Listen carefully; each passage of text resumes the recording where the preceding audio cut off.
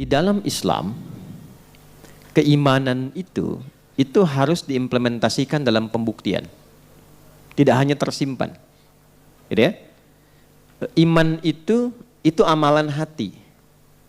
Diketahui hati punya amal kalau dibuktikan lewat perilaku. Dan itu setiap amalan hati begitu rumusnya. Contoh, cinta itu bagian dari amalan hati. Bagaimana diketahui adanya cinta? Lewat perilaku, lewat ekspresi. Ayah dan ibu cinta pada anak. Dari mana tahunya ayah dan ibu cinta dan sayang kepada anaknya? Ketika ayah dan ibu mengeluarkan ekspresinya. Merawat, menyayangi, memeluk, memberikan kebutuhan, mengarahkan pada yang baik-baik, itu cinta namanya. Jelas? Demikian suami, istri, dan seterusnya. Anak ke orang tua, demikian. Nah, iman itu amalan hati yang paling tinggi. Dan itu sudah sepakat bahkan dalam konteks kehidupan kemanusiaan. Dan dihargai sebagai hak yang pertama itu. Menjadi hak, keimanan itu hak pertama. Implementasinya dalam beragama. Di kita alhamdulillah masuk di pasal 29 ayat 2. Ya kan? Negara menjamin kemerdekaan tiap-tiap penduduk untuk memeluk agamanya masing-masing dan beribadah menurut agama dan kepercayaannya itu. Ya, kepercayaan itu iman di situ.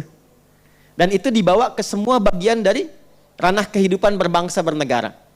Ya, di Undang-Undang Sisdiknas misalnya, ya nomor 20 tahun 2003 itu di pembukaan, di bagian yang kedua itu Undang-Undang Dasar tahun 1945, ya. Kemudian mengamanatkan kepada pemerintah untuk ya menghadirkan satu sistem pendidikan yang meningkatkan keimanan dan ketakwaan pada Tuhan Yang Maha Esa serta akhlak mulia. Kalau masuk di tentara, ya di TNI ada Sabta Marga tuh 7 tuh. Ya, nanti Sabta Marga yang ketiga itu menyertakan keimanan di situ. Jadi satu, kami warga negara Indonesia itu kan yang bersendikan Pancasila. Yang kedua, jadi patriot. Yang ketiga, jadi kesatria. Jadi tentara itu bagian keempat Sabta Marganya.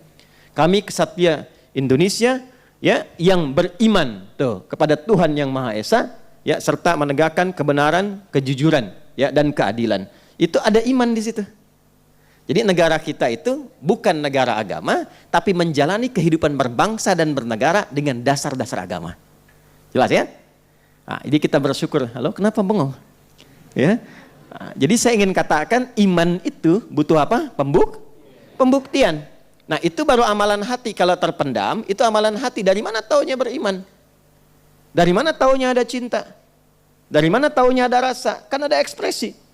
Ya, saya lihat ini ada wajah-wajah single kan di sini. Ya kan? Kan ada rasa misalnya ingin bersatu, gitu kan? Ada rasa mencintai, dibuktikan kan? Pertama lewat apa? Hah? Lewat lamaran kan? Ya kan? Ta'aruf kan? Tak kenal maka ta'aruf, tak sayang. Ta'aruf, kenal itu tidak harus selalu sayang, ya. Ibu kenal dengan suami tetangga, kan tidak harus sayang.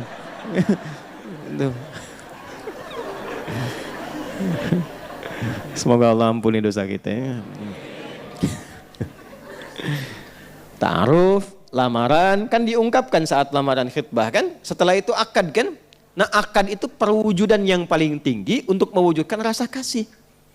Kan setelah lita'arafu baru kemudian wa'atun nisa as-sadaqatihinna nihla, baru kemudian akad kan. Kan Quran surah 49 ayat 13 pindah ke Quran surah 4 ayat 4 pindah Quran surah 30 ayat 21 kan ke pernikahan. Nah ungkapan ekspresinya itu lewat akad dalam nikah. Makanya sering sekali saya tekankan, kalau ada anak muda datang kepada anak ibu hanya mengatakan, aku mencintai putra ibu, gak usah dengarkan, abaikan aja. Ya, nasihati dia, nak, buktikan cintamu pada putri ibu, ya, dengan menuliskan nama kalian berdua di pernikahan kalian, di buku nikah kalian berdua. Itu aja. Maharnya Quran. Namamu siapa? Yusuf. Apalin surat Yusuf nanti. Tapi panggilan sehari-hari kulhu kobu. Nah iman begitu. Seseorang dikatakan beriman, yakin, ya, meyakini kebenaran yang ada dalam Al-Quran. Kembali ke surah An-Naba. Kapan dikatakan dia beriman? Bukan sekedar cuma yakin, saya yakin Quran benar. Ya semua orang Islam standarnya akan mengatakan Quran benar. Tapi bagaimana seorang muslim dikatakan benar-benar beriman? Karena di Quran itu ada muslim, ada mukmin, berbeda. Ada orang datang kepada Nabi. Quran surah ke-49 ayat 14. Ada beberapa kalangan orang Arab Badui datang ke Nabi. Langsung mengatakan, ya, kami beriman ya Rasulullah. Amanna. Turun ayat. Mengonfirmasi langsung dari Allah. Ya, karena kan pemilik hati siapa? Allah. Yang tahu isi hati kita siapa? Turun Quran surah 49 ayat 14. Ya. Qalatil a'rabu amanna. Qul lam tu'minu. Lihat poinnya. Walakin qulu aslamna walamma yadkhulul imanu fi qulubikum. Sementara sebagian kalangan orang Arab Badui datang mengatakan kepada Nabi Muhammad SAW, kami telah beriman. Kata Allah, tunggu dulu. Katakan pada mereka, kalian baru berislam. Apa syarat Islam pertama? Syahadat kan? Asyhadu an la ilaha illallah wa asyhadu anna Muhammadan. Itu diucapkan oleh apa? Lisan. Nah, yang diucapkan di lisan ini turun ke kolbu enggak? Itu. Kalau turun ke kolbu, nanti ada pembuktian. Makanya nanti Allah turunkan perintah-perintah dan larangan-larangan untuk membuktikan sudah ada iman atau belum. Untuk diekspresikan lewat bagian tubuh kita. Nah, itu pembuktiannya lewat amal. Amal yang didorong oleh iman itu yang disebut dengan amal soleh.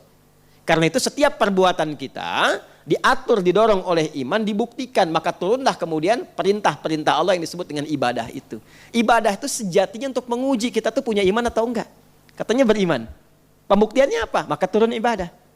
Nah, apa ibadah yang terkait dengan pembenaran Quran yang tadi kita tuliskan pada bagian yang pertama? Ya, meyakini kebenaran Al-Quran. Bagaimana prakteknya? Maka pembuktiannya dengan mengamalkan apa yang terkandung dalam Al-Quran itu sesuai dengan kemampuan kita selama berkehidupan. Karena itu oleh Allah Quran tidak hanya disebut sebagai bacaan, tapi disebut sebagai pedoman hidup. Nah, pedoman hidup. Dalam bahasa Arab, bahkan bahasa Al-Quran disebut dengan hudan namanya. Tuh. Jelas? Ya, Quran surah kedua ayat 185. Syahru Ramadhan alladzi unzila fihil Quran. Hudan. Tuh. Jadi desain Al-Quran itu bukan sekedar bacaan. Dibaca itu untuk memahami isinya. Bagaimana orang tahu isi kalau tidak bisa baca? Jadi baca itu adalah gerbang untuk mengetahui isinya. Dengan tahu, dipahami, diamalkan.